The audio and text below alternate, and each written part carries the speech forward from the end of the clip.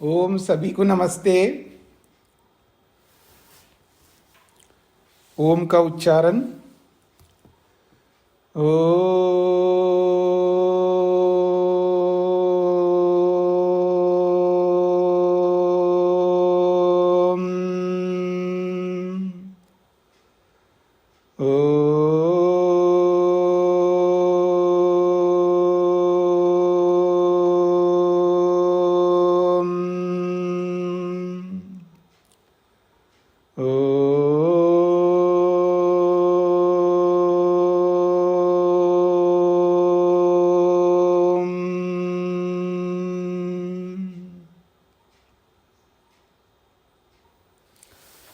न्याय दर्शन की 219वीं कक्षा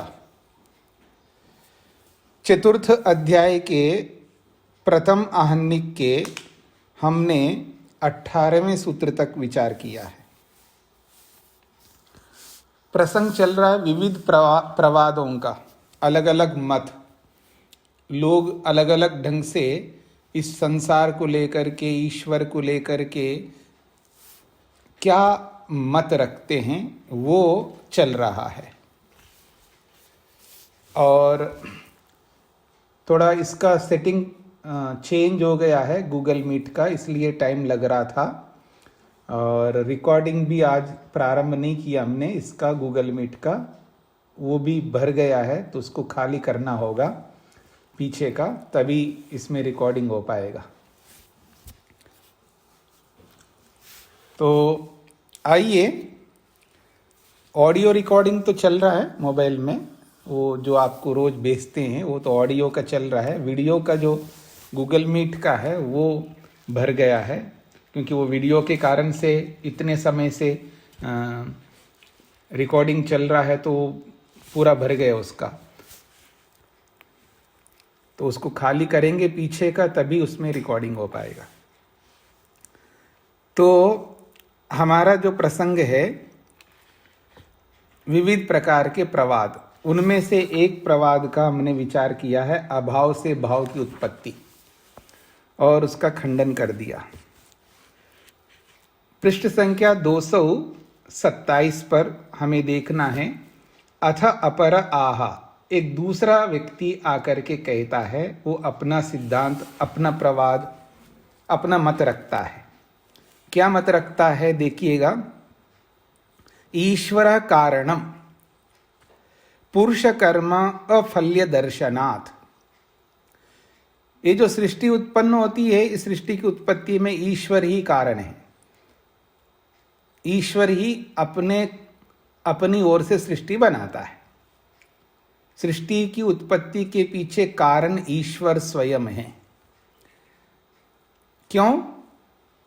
क्योंकि पुरुष कर्म अफल्य दर्शनात्, पुरुष कर्म करता है तो लेकिन उसका फल मिलता ही नहीं है। पुरुष कर्म कर रहा है लेकिन उसका फल नहीं मिलता है, तो पुरुष के कर्मों का फल न मिलने के कारण से, अथवा पुरुष जैसा का फल चाहता है वैसा फल न मिलने के कारण से, ईश्वर ही सृष्टि का कारण है। ईश्वर ही अपनी मर्जी से सृष्टि बनाता है, ये प्रश्नकर्ता कहना चाहता है। प्रश्न स्पष्ट हो गए जी सबको? नहीं हुआ? प्रश्नकर्ता कुछ भी प्रश्न कर सकता है ना। वो ये कहता है कि सृष्टि जो बनती है ना, उसके पीछे ईश्वर कारण है। पीछे ये सिद्धांत प्रस्तुत करके आए थे ना, हमारे कर्म कारण है ना सृष्टि की उत्पत्ति में, ये सिद्धांत स्थापित करके आए हैं। अब एक प्रवाद आया है, वो कहता है, अपना मत रखता है कि सृष्टि की उत्पत्ति जो होती है वो ईश्वर ही उसका कारण है, उसमें मनुष्य के कर्म कारण नहीं है। अगर मनुष्य के कर्मों को कारण मानते हो तो पुरुष जो भी कर्म करता उसका फल मिलता नहीं है। तो पुरुष कर्म अफल्य दर्शनात्, पुरुष के कर्मों का फल न मिलने के कारण से पता लगता है कि सृष्टि की उत्पत्ति में ईश्वर ही स्वयं कारण है, पुरुष के कर्म कारण नहीं है। ऐसा उसका सिद्धांत है। स्पष्ट हो गया अब? हाँ, वेद प्रिया जी को क्या पूछना है? स्वामी जी, क्या वो ये कहना चाहता है कि सृष्टि की उत्पत्ति के पीछे पुरुषों के कर्मों का फल कारण नहीं है, ये तो ईश्वर स्वयं कारण है? नहीं, फल कारण नहीं, पुरुषों के कर्म कारण नहीं, ये कह रहा है। ठीक है, ठीक है। यही तो मैं प्रस्तुत कर रहा था। हाँ जी, ठीक हाँ है स्वामी जी जी। सृष्टि जो उत्पन्न होती है उसके पीछे ईश्वर ही स्वयं कारण है। उसमें पुरुषों का यानी हम सबके कर्म कारण है ऐसा नहीं है। क्यों? क्योंकि वो कर्म करता है तो उसके फल मिलते नहीं है, ये देखा जाता है। कर्म करता है लेकिन उसका फल मिलता नहीं है, ये कहना चाहता है।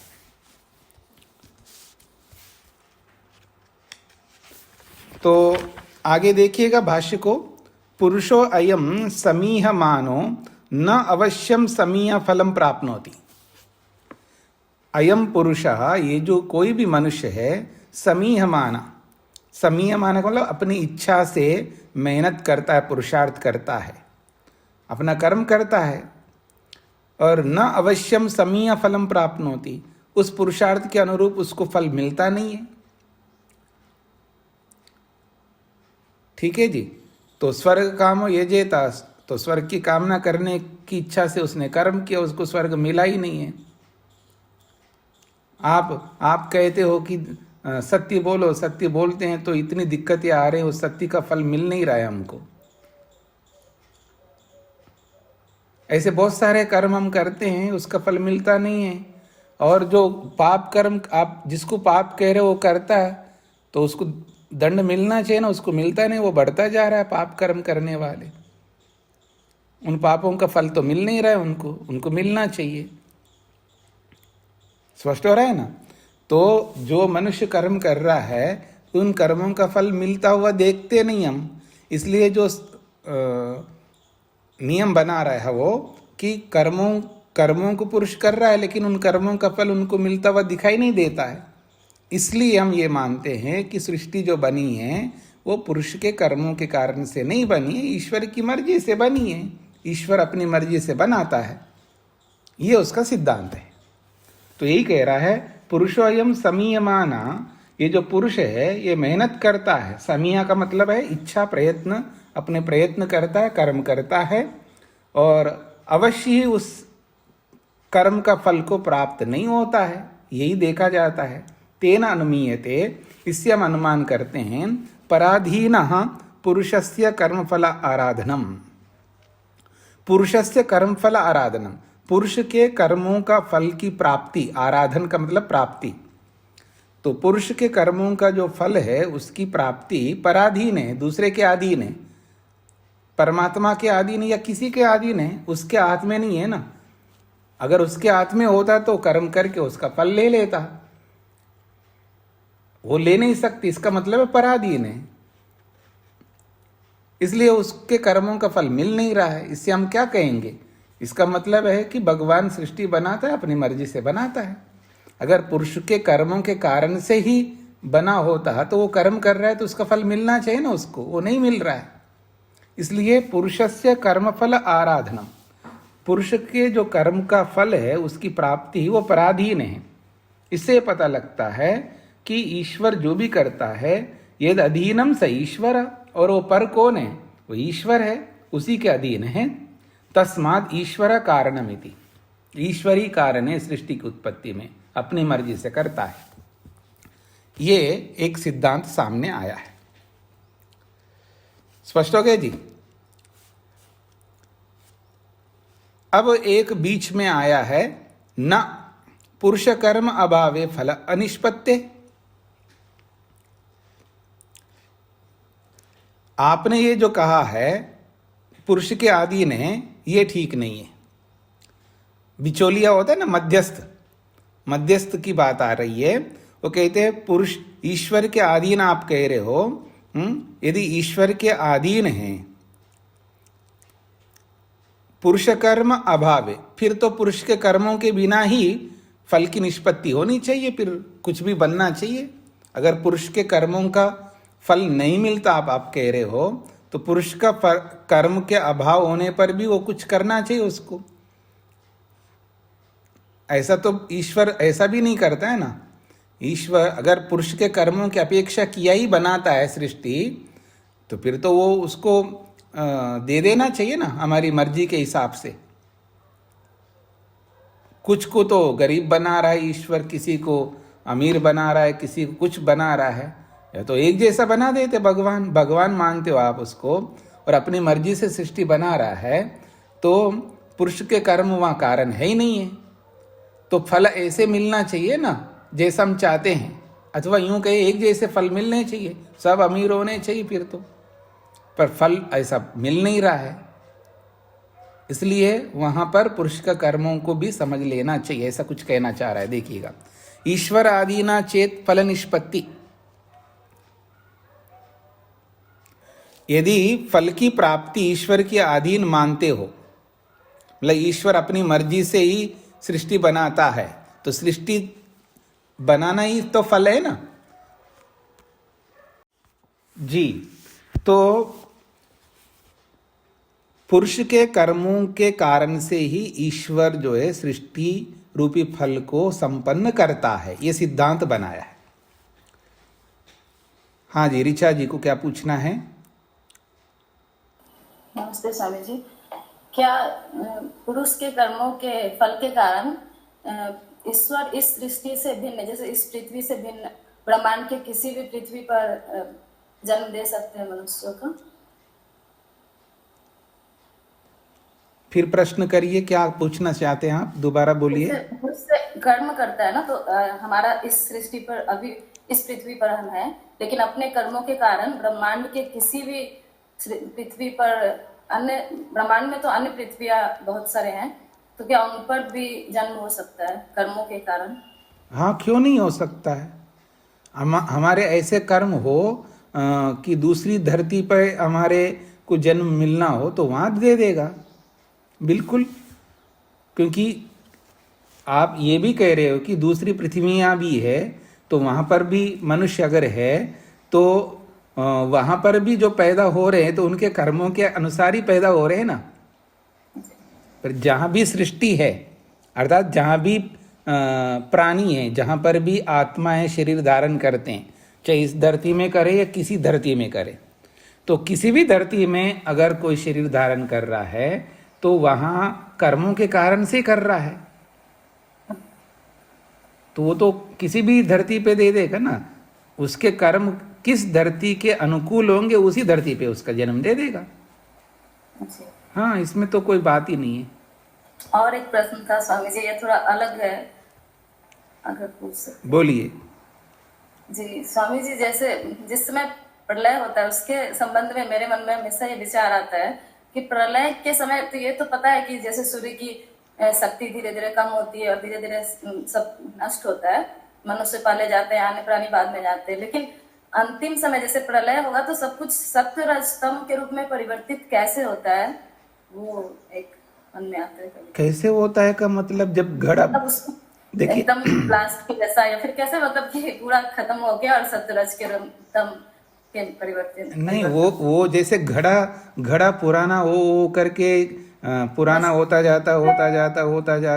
जाता है, हम उसको उठाते नहीं हैं, और एक दिन उठाते ही तो तुरंत वो टूट जाता है ना। उसका जो ऊपर का गोलाई है वो हमारे हाथ में रहती है, और बाकी सब नीचे मिट्टी जैसा बन जाता है। वैसे धीरे धीरे हाँ जी, क्रमिक रूप से होता है। क्रमिक ही होता है, हर जगह क्रम है। तो जैसे क्रम से उत्पन्न हुआ है तो क्रम से ही विनाश होगा। ऐसे कोई छूमंतर नहीं है ना कि बस हो जाओ तो हो गया और समाप्त हो जाओ तो छूमंतर से समाप्त हो जाएगा। यानी प्रलय की प्रक्रिया भी धीरे धीरे होके बहुत दिनों तक वैसे होती है। हाँ जी, हाँ जी, हाँ जी। प्रलय भी उत्पत्ति के लिए जैसे समय लगता है तो प्रलय के लिए भी समय लगता है। वो कितना समय लगता है वो एक अलग बात है जी। धन्यवाद स्वामी। हाँ जी, शेखर जी। नहीं, प्रणाम स्वामी जी। जी, जो 21वां मंत्र है, श्लोक, सूत्र सॉरी हाँ। जी, सूत्रार्थ समझ में नहीं आया जी। तो कहते हैं तत्कारी तत्वाद। तत् का मतलब है पुरुष के कर्मों के द्वारा कारित होने से, किया गया होने से। कारित का मतलब होता है किया गया। जैसे आपने योग दर्शन में पढ़ा है ना, एक तो कृत होता है, एक अनुमोदित होता है और एक कारित होता है। अर्थात मैंने आपसे कोई कर्म करवाया तो इसको कहते कारित। तो उसी अर्थ में ये कारित है। पुरुष के कर्मों के कारण से ही सृष्टि किया गया होने से, यानी पुरुष ने कराया परमात्मा से सृष्टि जो बनाई है पुरुष ने बनवाई है परमात्मा से, ऐसा समझ सकते हैं आप। तो पुरुष कारित कहेंगे इसको। सृष्टि जो है पुरुष कारित है, पुरुष के द्वारा करवाया गया होने से, अर्थात सृष्टि उत्पन्न पुरुष के कारण से हुई है जी। तो वो पुरुष कारित माना जाएगा ना। तब यानी जीवात्मा के द्वारा परमात्मा से करवाया गया होने से, ऐसा शब्दार्थ निकलेगा। जी तो जी ठीक है स्वामी जी। ये तो, और जो पीछे हमने इस्टेब्लिश किया कि कर्म फल ही सृष्टि का कारण है। कर्म कारण है। हाँ, कर्म कारण है जी। सृष्टि का। तो उसमें हमने वहां ऋषि ने ये इस्टेब्लिश नहीं किया कि कर्मों के कारण उसका फल देने के लिए परमात्मा ने ये सृष्टि रचाई है। जी जी। परमात्मा इस सृष्टि का करता है, ऐसा तो अभी तक कोई उन्होंने नहीं किया। नहीं, उसके लिए जब ये बोला है कि कर्म कारित है, कर्म से ही सृष्टि बनी, ये बोला है जी। तो आपका ये कहना है कि कर्म के कारण से सृष्टि बनी, ये तो बोला है, लेकिन ईश्वर करता है ऐसा नहीं बोला, ये कहना चाह रहे ना आप?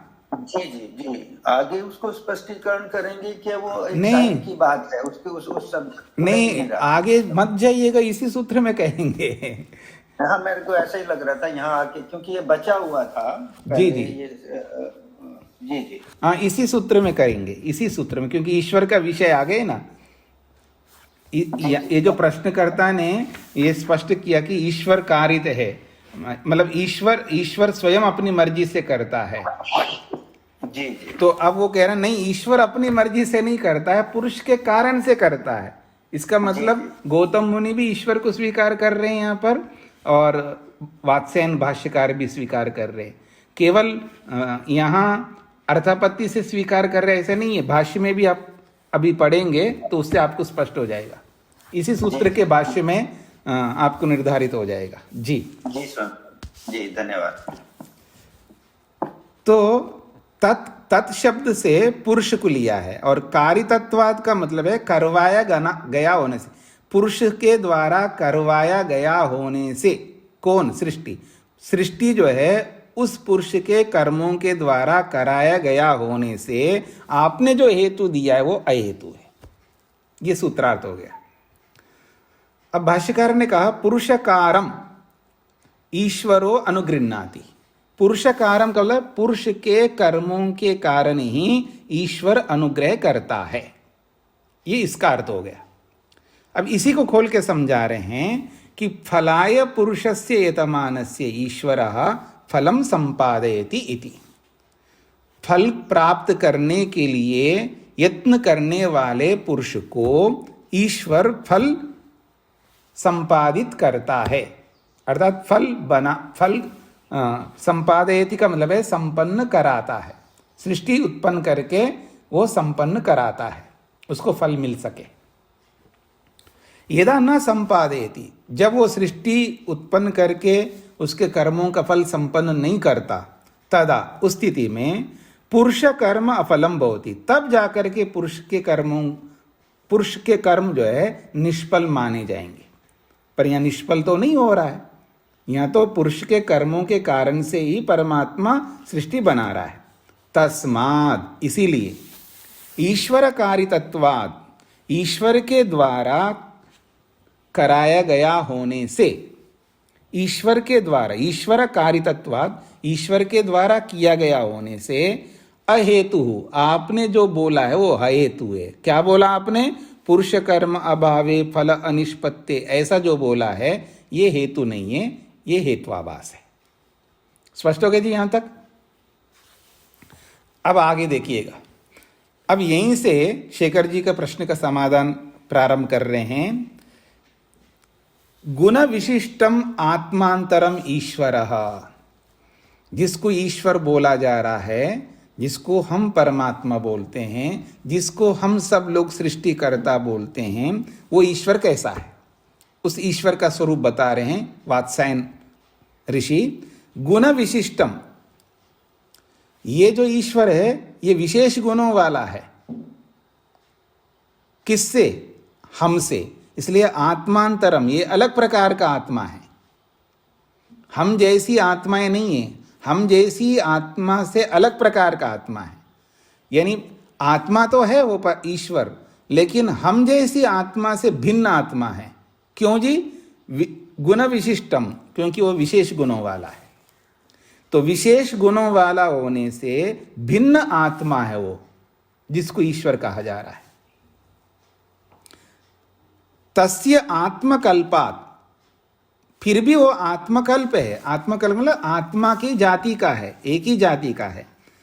तस्य आत्मकल्पात, उस परमात्मा का आत्मा के जाति के, कल्प कहते हैं जाति को, तो आत्मा जाति वाला ही होने से, यानी है तो आत्मा जाति है, लेकिन विशिष्ट गुणों वाला होने से वो अलग प्रकार का आत्मा है।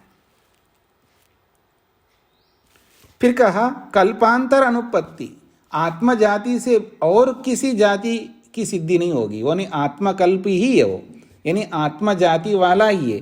और कोई कल्पांतर, कल्पांतर का मतलब है इस जाति से कोई अलग वैरायटी का हो, उसकी सिद्धि नहीं होगी। अर्थात आत्मा जाति का ही है पर विशिष्ट गुणों वाला है। यहां तक स्पष्ट हो रहा है जी सबको? कल्प शब्द यहां जातिवाची है, याद रखना। तस्य आत्मकल्पात, यानी आत्मा जाति वाला होने से, उसके आत्मा जाति वाला होने से वो आत्मा ही है, लेकिन विशिष्ट गुणों वाला है। और आत्मा जाति से भिन्न जाति की कल्पना की सिद्धि नहीं हो सकती है। आगे देखिएगा, अधर्म मिथ्या ज्ञान प्रमाद हान्या धर्म ज्ञान समाधि संपदा च विशिष्ट आत्मांतरम ईश्वर। कैसा है वो ईश्वर? विशिष्ट गुणों वाला है ना, ये बोला है ना, विशिष्ट गुणों वाला है। तो वो विशिष्ट गुणों को समझाया जा रहा है। अधर्म से अलग है वो। हम तो अधर्म करते हैं, क्यों जी? आप अधर्म नहीं करते? आप में से कोई ऐसा बोल सकता मैं अधर्म नहीं करता हूं? कोई नहीं बोल सकते, याद रखना, कोई नहीं बोल सकते। ये अलग बात है, अपने आप को तसल्ली नहीं जो मैं तो धर्म ही करता हूं, ऐसा नहीं है, सब अधर्म करते हैं। तो कहते हैं अधर्म और मिथ्या ज्ञान, हम में से कोई ये नहीं कह सकता कि मेरे में मिथ्या ज्ञान नहीं है। तो हम अधर्म भी करते हैं और मिथ्या ज्ञान भी है, और प्रमाद तो कूट कूट करके भरा हुआ है हमारे में। ठीक है जी। तो अधर्म, मिथ्या ज्ञान, प्रमाद, इन सब से हानियां, इन सब से अलग है वो। अधर्म से, मिथ्या ज्ञान से, प्रमाद से हानियां अलग है, भिन्न है। चा, और धर्म ज्ञान समाधि संपदा,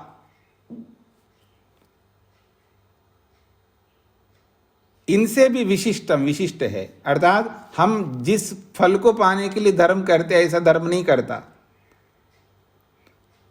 और जो हमें मुक्ति को प्राप्त करने के लिए हमारे पास ज्ञान नहीं है, तो इसलिए हम ज्ञान प्राप्त करते हैं, तो ऐसा कोई उसको ज्ञान प्राप्त करने की आवश्यकता नहीं है, ना उसको समाधि लगाने की अपेक्षा नहीं है। तो धर्म ज्ञान समाधि संपदा, इन सब से वो विशिष्ट है, भिन्न है। इसलिए आत्मांतरम ईश्वरा, वो भिन्न प्रकार का आत्मा है, वो ईश्वर है। तस्य च धर्म समाधि फलम अनिमादि अष्टविधम ऐश्वर्यम। तस्य च, उस परमात्मा का ये जो धर्म है, समाधि है, और जो अनिमादि, जो 8 प्रकार के ऐश्वर्य रूपी फल है, इन सब से ऊपर उठा हुआ है। इन सब की उनको कोई आवश्यकता नहीं है। तस्य उस परमात्मा को धर्म, समाधि और अणिमा, गरिमा, लघिमा जो सिद्धियां हैं ना, तो 8 प्रकार की जो सिद्धियां रूपी जो फल है, और इसी को ऐश्वर्य कहते हैं। 8 सिद्धियों रूपी ऐश्वर्य रूपी जो फल है, इन सबसे वो ऊपर उठा हुआ है। अर्थात इन ऐश्वर्यों की आवश्यकता नहीं उस परमात्मा को, इसलिए वो आत्मांतर है। आत्मा जाति का है, लेकिन आत्मा से सर्वथा भिन्न है। संकल्प अनुविधायी च अस्य धर्मा, उस परमात्मा के एक धर्म है कि संकल्पानुविधायी, बस वो संकल्प करता है और उसके काम हो जाते हैं। संकल्प अनुविधायी, अपने संकल्प के अनुसार ही वो चलता है। मैं सृष्टि बना लूं, बना देता है। जब मैं प्रलय करूं तो प्रलय करता है। इस तरह का उसका धर्म है, उसका स्वरूप है। हाँ जी, हाथ खड़े हो रहे हैं। मोहनलाल जी पूछिए।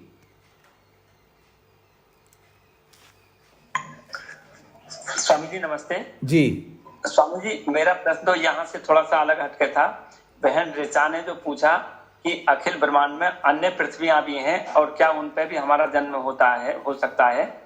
तो कुछ व्यक्ति ऐसा भी कहते हैं कि एक ही समय पर अनेक सृष्टियां हो रही हैं और प्रलय हो रही हैं। क्या ये बात सत्य है? ऐसा होता है एक ही समय पर कुछ पृथ्वियों की सृष्टि हो रही है, कुछ की प्रलय हो रही है, ऐसा कुछ व्यक्ति कहते हैं। नहीं, ऐसा कुछ व्यक्ति भले कहते हों। देखिए, पूरा संसार है ना, पूरा संसार को भगवान ने बनाया है। पूरे संसार को बनाया, और पूरा संसार को एक साथ ही बनाया परमात्मा ने, आगे पीछे करके नहीं बनाया ना। संसार एक ही है। मेरी बात को समझने का प्रयत्न करिएगा। सृष्टि जो है ये एक ही मानी जाती है, ये अलग अलग सृष्टियां हैं। सृष्टि एक ही है, एक ही सृष्टि है। पूरा ब्रह्मांड एक ही सृष्टि कहलाती है, और इस पूरे ब्रह्मांड को परमात्मा ने बनाया है। और इस पूरी सृष्टि को बनाने में 4 अरब 32 करोड़ लगते हैं, बना दिया। अब जब इसका विनाश होगा तो एक ही साथ होगा, आगे पीछे नहीं होगा। कुछ प्रतिमा नष्ट हो जाएंगी, कुछ उत्पन्न होंगी, ऐसा नहीं होता है। ये होता है कि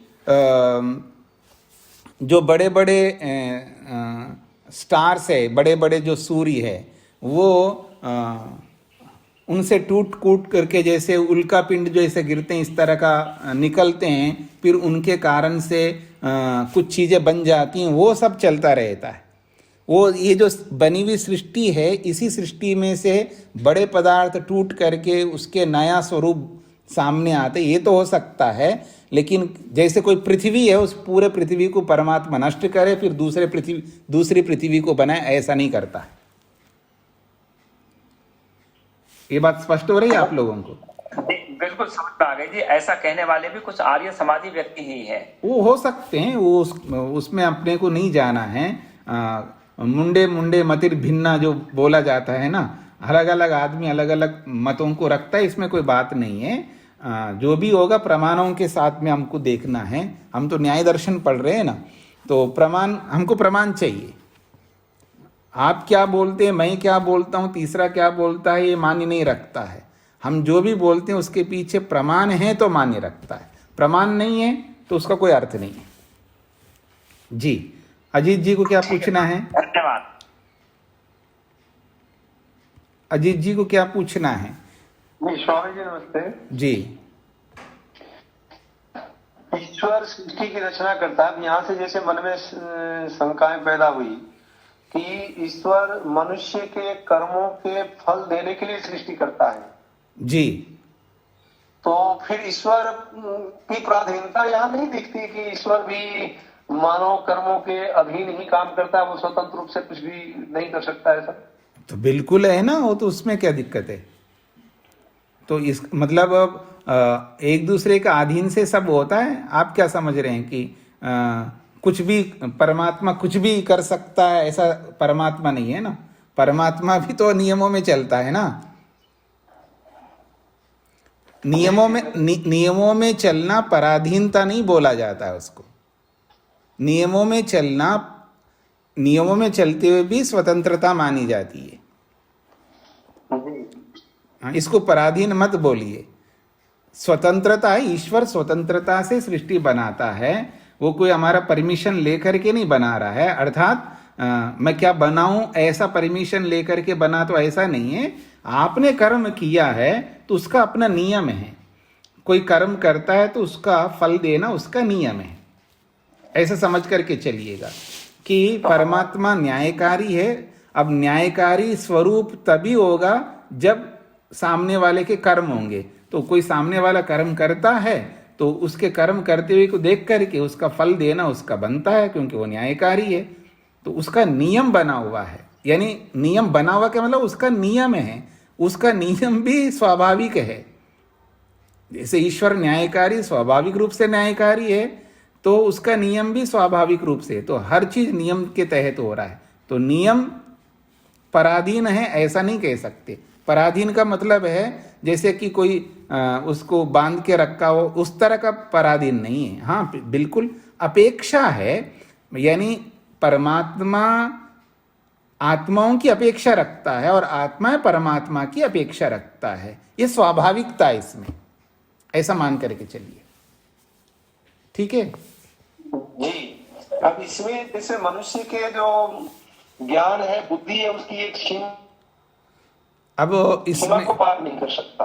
हाँ, वो मनुष्य के पास असीमित ज्ञान ऐसा कुछ उस परमेश्वर के व्यवस्था में है, जैसे परमाणु बम बना देना, सृष्टि को नाश करने की धमकी देना, इस तरह की बातों का कहां तक उसमें ईश्वर की व्यवस्थाएं कायम रह सकती है? ऐसा है कि परमात्मा को पता है ना आपका सामर्थ्य, ये सब आपके सामर्थ्य के अंतर्गत आता है। अपने सामर्थ्य से ही आप कर रहे हो, चाहे वो कोई बना करके जिसको भी वो विनाश कर सकते, वो हमारे सामर्थ्य के अंतर्गत है ना। तो इसलिए ये परमात्मा के सामर्थ्य को चैलेंज कर रहे हैं ऐसा नहीं है। ये सब हमारे सामर्थ्य में है, हम जितना उत्पाद कर सकते वो कर सकते हैं हमारी स्वतंत्रता के आधार पर। इसका ये नहीं है कि पूरी सृष्टि को विनाश कर देगा, ऐसा नहीं है ना। यहाँ पर वो ये है कि बम लगा करके कुछ कर सकता है, वो हमारे सामर्थ्य के अंतर्गत है। हमारे सामर्थ्य के अंतर्गत हम नहीं पहचान पा रहे हैं कि हमारा सामर्थ्य क्या है। अच्छे करने में कितना सामर्थ्य है ये हम नहीं समझ पा रहे हैं, और बुरा करने में कितना सामर्थ्य है ये नहीं समझ पा रहे हैं। तो इसलिए कोई ऐसा आदमी आकर के कुछ कर देता है तो ये तो बिल्कुल सृष्टि क्रम के विरुद्ध हो गया, ऐसा नहीं है। वो हमारे सामर्थ्य के अंतर्गत ही है, ऐसा समझ करके चलिए। धन्यवाद स्वामी जी। हाँ जी शेखर जी। जी स्वामी जी, ये अभी हमने कहा परमात्मा अणिमा आदि आठों ऐश्वर्य गुणों से रहित है कि सहित है? नहीं, रहित का मतलब ऐसा है, इन सब की उनको जरूरत नहीं है। ये सब आत्मा के ऐश्वर्य है, इन ऐश्वर्यों वाला नहीं है, ये कहना चाह रहे। ऐश्वर्य वाला नहीं है ना जी। हाँ जी, अनुवाद में उन्होंने लिखा है जी, तो इसलिए मैं थोड़ा कंफ्यूजन हो गया। हाँ जी, मैंने आपसे समझा। हाँ जी, मतलब इन ऐश्वर्यों की परमात्मा को आवश्यकता नहीं है ना, जो मनुष्य को आवश्यकता है, इनसे ऊपर उठा हुआ है, ये इसका अभिप्राय है। जी जी जी। तो संकल्पान विधायी च अस्य धर्मा, परमात्मा का, ईश्वर का जो धर्म है वो संकल्पान विधाय, जैसा वो संकल्प करता है उसको पूरा करता है। प्रत्यात्म वृत्तीन धर्म अधर्म संचयान पृथिव्यादीनि च भूतानि प्रवर्तयति। और क्या करता है परमात्मा? प्रत्यात्म वृत्तीन, प्रत्येक आत्मा में रहने वाले कर्म, वृत्ति का मतलब कर्म, यहाँ पर प्रत्येक आत्मा के वृत्तियों को यानी कर्मों को ध्यान में रखते हुए धर्माधर्म संचयान, और धर्माधर्म रूपी जो प्रारब्ध है उनको ध्यान में रखते हुए प्रत्येक आत्मा की प्रवृत्तियों को और प्रत्येक आत्मा के धर्माधर्म रूपी जो अदृष्ट है उन सबको ध्यान में रखते हुए पृथ्वी आदि नीचा, और पृथ्वी आदियों की, पृथ्वी आदि भूतानि, पृथ्वी आदि भूतों को प्रवर्तयति, उत्पन्न करता है। एवं च, इस प्रकार से स्वकृत अभ्यागमस्य लोपेन, स्वकृत अभ्यागमस्य लोपेन, क्योंकि स्वकृत परमात्मा के द्वारा किए गए कर्मों का कोई फल मिलता हुआ ऐसा नहीं है। वो जो कर्म करता है परमात्मा, वो कर्म फल प्राप्ति के लिए नहीं करता है ना, तो अपने द्वारा किए गए कर्मों के फलों के बिना ही, लोपेन का मतलब है उसके मिले बिना ही, अपने द्वारा किए गए कर्म फल के लोप से, अर्थात अपने द्वारा किए गए कर्मों के फलों के बिना ही, निर्माण प्रकाम्यम ईश्वरस्य, निर्माण प्राकाम्यम ईश्वरस्य, ईश्वर का जो निर्माण है सृष्टि का, ये प्राकाम्य है, अर्थात विशिष्ट संरचना है। निर्माण का जो निर्माण प्राकाम्यम, ईश्वर का ये सृष्टि को बनाने का जो स्वरूप है वो उत्कृष्ट स्वरूप है, अर्थात बिना फल प्राप्ति के भी सर्वोत्कृष्ट संसार बनाता है। निर्माण प्राकाम्यम का मतलब है उत्कृष्ट निर्माण करता है। प्राकाम्य का मतलब उत्कृष्ट। ऐसा होता है, इधर मेरी ओर देखिएगा, हम लोग क्या करते हैं, हम सब मनुष्य लोग, जब सामने वाला हमको कुछ दे नहीं रहा है तो हम अपने कर्म में कमी कर देते हैं। कुछ स्पष्ट हो रहा है आप लोगों को? जैसे सामने वाले कुछ दे नहीं रहा है हमको, तो आप एक बार करते हो, दो बार करते हो, तीन बार करते हो, उसके बदले में कुछ सामने वाला कुछ बदले के रूप में कुछ दे नहीं रहा है, तो हम जो कर्म हैं उसमें न्यून कर देते हैं, कम कर देते हैं। हमारी कर्म की क्वालिटी कम होती जाती है। आपने कभी, ये पूछने वाली बात है कि आप सबको पता है ये, क्यों जी? स्पष्ट हो रहा है, नहीं हो रहा है? हाँ, पड़ोसी जो है आपको, लो जी मैं आपके लिए एक सब्जी ला के दे रहा हूँ, आप खाइए, दे दिया पड़ोसी ने आपको, दूसरी बार दे दिया, तीसरी बार दे दिया, बीच बीच में ला ला करके दे रही है पड़ोसन, और आप एक बार भी नहीं दे रहे हो। नहीं समझ में आता है आपको? धीरे धीरे उनका लाके देना कम होता जाएगा। पहले तो हफ्ते में एक बार दे रही थी, अब 15 दिन में एक बार हो गया, धीरे धीरे महीने में एक बार हो गया, फिर धीरे धीरे देखा है तो आप तो कोई दे ही नहीं रहा, आप लेते जा रहे, खाते जा रहे हो, लेकिन आप बदले में नहीं दे रहे हो, तो फिर उनका देना जो है ना धीरे धीरे कम हो जाएगा। ये हम सबकी प्रवृत्ति है। स्पष्ट हो रहा है आप सबको? एक उदाहरण दिया है मैंने। जब हम आपस में एक दूसरे को देना कम कर देते हैं तो अपने आप सामने वाले की प्रवृत्ति कम हो जाती है, तो हम बदले की भावना से कर्म करते हैं। अगर बदले में नहीं मिलता है तो हम भी ढीले हो जाते हैं। ये सबके साथ, हम सब मनुष्यों के साथ, गुरु के साथ भी है, शिष्य के साथ भी है, सबके साथ है, याद रखना। ये हम सब में ये प्रवृत्ति मिलेगी, ईश्वर में ऐसी प्रवृत्ति नहीं है। मतलब हम कोई ईश्वर जो भी कर्म कर रहा है उसके फल तो मिल नहीं रहा है उसको, ऐसा मान करके जब सृष्टि बनाए तो चलो ठीक है बनाना है इसके लिए, तो अब की बार जो है ना इसको थोड़ा सा ऐसे बना देते, ऐसे नहीं बनाता ईश्वर।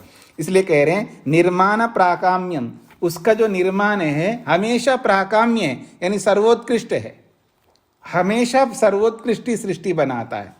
ये कहना चाह रहे, स्वकृत अभ्यागमस्य लोपेन, अपने द्वारा किए हुए कर्मों का जो फल प्राप्त किए बिना ही, निर्माण प्राकाम्यम ईश्वरस्य, ईश्वर का निर्माण हमेशा सर्वोत्कृष्ट होता है, उसमें किसी प्रकार की कमी नहीं होती है।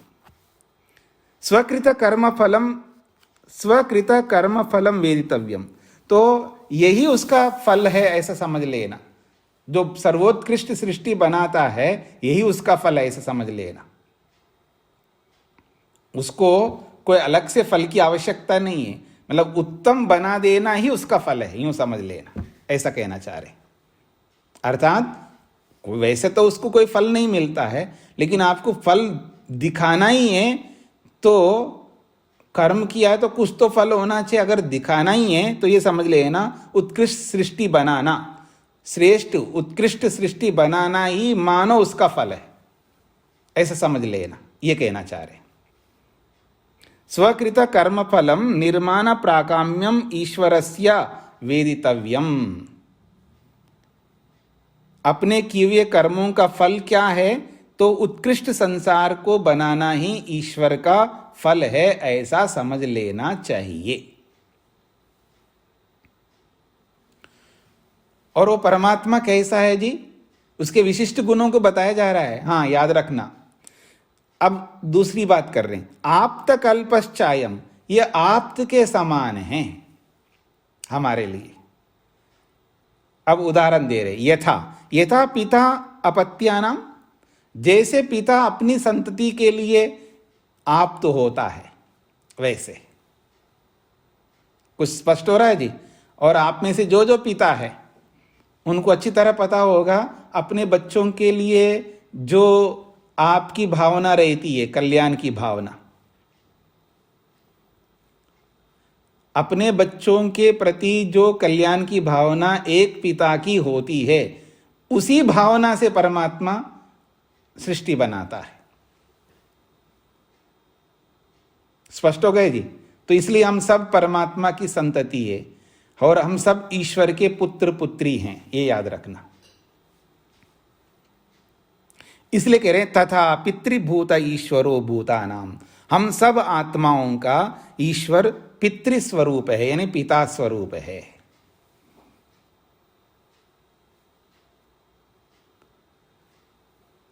आप में से जो जो पिता लोग हैं, आप किसी के एक बेटा होगा, किसी के दो बेटे होंगे, हाँ, पिता हो या माता हो, क्यों जी, आप बहुत ही कम सौभाग्यशाली है, कम सौभाग्यशाली, क्योंकि आपके बच्चे बहुत कम हैं। मैं आपसे ज़्यादा सौभाग्यशाली हूँ, मेरे आप सब है मेरे लिए, ठीक है जी। और मैं भी कुछ भी नहीं हूँ, ईश्वर को देखिएगा, ईश्वर कितने बड़े सौभाग्यशाली है। दुनिया भर के समस्त मनुष्य ईश्वर के पुत्र है। अब यूं समझ करके देखिएगा। तो जो भावना आप एक पुत्र के लिए रखते हैं, एक पुत्री के लिए रखते हो, या दो तीन के लिए रखते हो, जितने भी आपके पुत्र पुत्री हैं, और यथार्थ अध्यापक, यथार्थ गुरु, उससे जितने भी लोग पढ़ते हैं उन सबके प्रति वही भाव रखता है, यदि वो उचित गुरु है तो।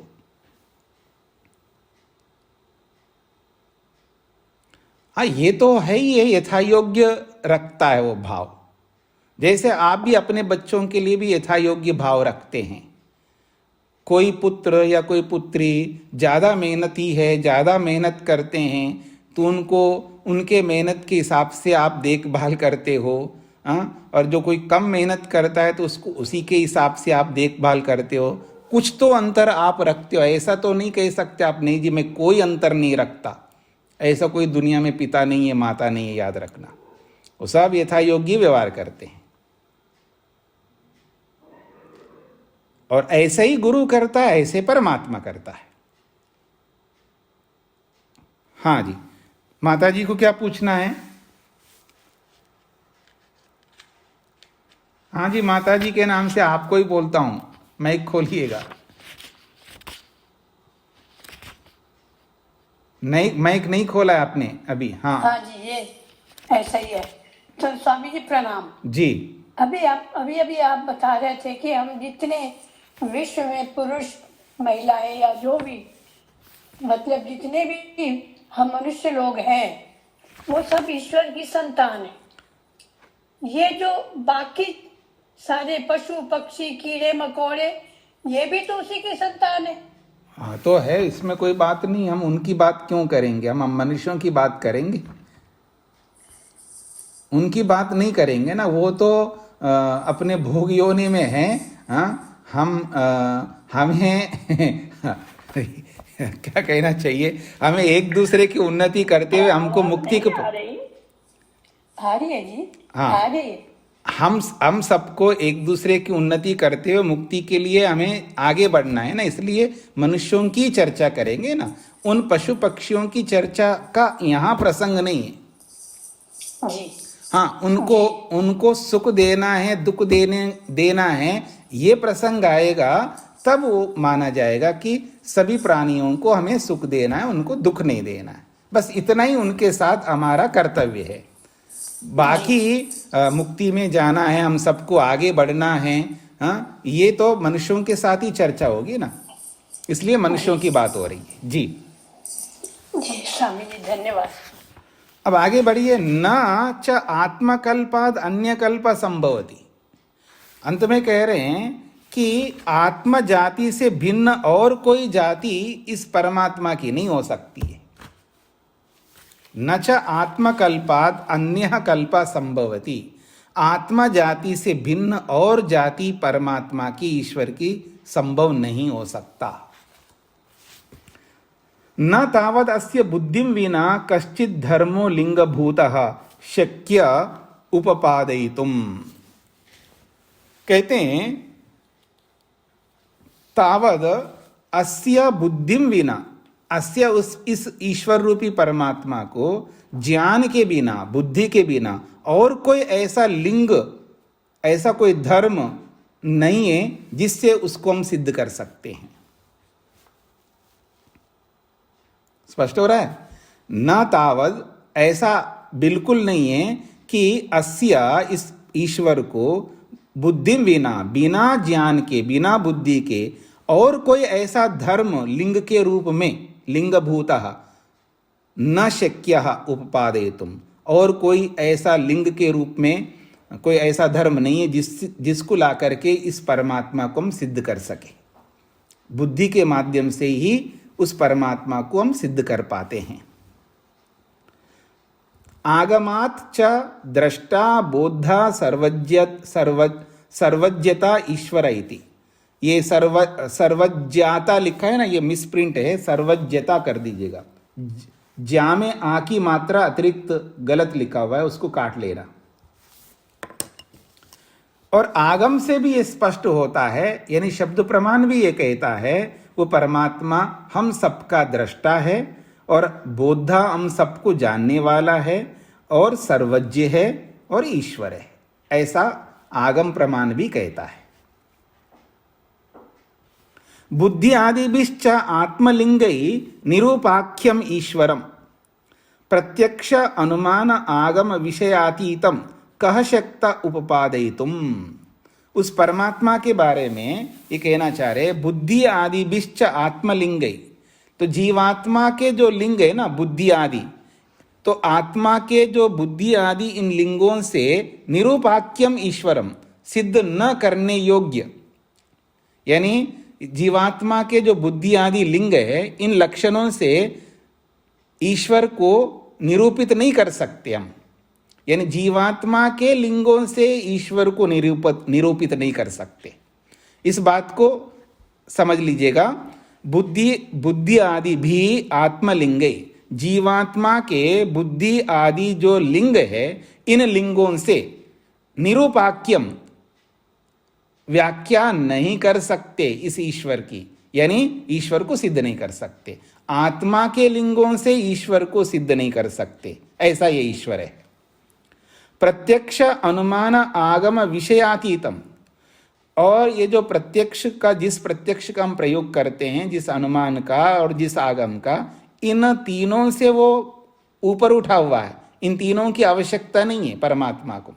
तो प्रत्यक्ष अनुमान और आगम से रहित है वो। ऐसे उस परमात्मा को कह शक्त उपादय, तुम कौन सिद्ध कर सकता है बुद्धि के बिना? ऊपर जो बोला ना, इस बुद्धि के बिना और कोई ऐसा लिंग है ही नहीं उस परमात्मा को सिद्ध कर सके। और आप कहो कि जीवात्मा के लिंगों से सिद्ध करें, वो भी, उनसे भी सिद्ध नहीं कर सकते। स्पष्ट हो गए जी? स्वकृत अभ्यागम लोपेन च प्रवर्तमानस्य अस्य ईश्वरस्य। तो अपने किए गए कर्मों के फल के बिना ही प्रवृत्त हुआ ये ईश्वर है, इस संपूर्ण ब्रह्मांड को बनाने के लिए प्रवृत्त होता है।